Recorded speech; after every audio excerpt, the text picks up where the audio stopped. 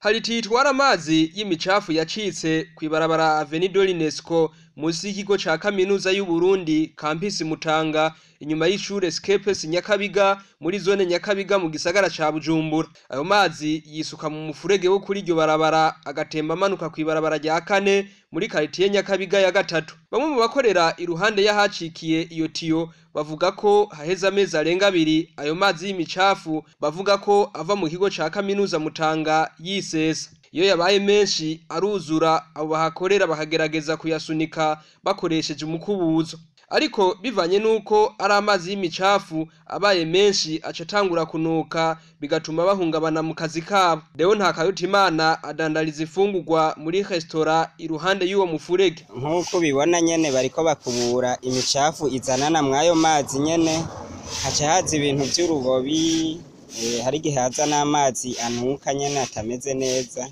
Eka na Vianney Sinzoyiheba avuga ko hagera igihe umufurege ukuzura maze bigatuma isuku ribarike. Hano n'imicafu igumiza yiyongera iba myinshi tuguma dukora misi yose. Abwo niyuzura guma temba amanuka natwe tuguma dukubura muri muserege kugira ngo ibicafu bihari byose bimanuke. No kwibarabara rya kane muri quartier Nyakabiga ya gatatu ahayo mazi atembera bavuga ko atuma isuku rigorana kuko barakora mugabo akaguma temba azana iyindi micafu. Ayo mazi aradutera ingorane kubera n'amazi atari meza n'amazi y'umucafu kandi babona cha mu makanevo bica bitugora ngene dukora isuku kubera kumarengana bakanya mugaye. Abanyagihugu bose ico bahuriza ko nuko ababijejwe na cane cane abajejwe isuku n'isukura mu gisagara ca Bujumbura bokora ibishoboka kugira ngo bazibire iyo tiyo. Ico dusaba nuko abajejwe gutunganya isuku nyene bo tunyarukiriza bakazibira ayo matwiyo bakayakora kugira aya mazi ntabandanye ahaca azana imicafu kuko urabona n'ahantu bafunguriye.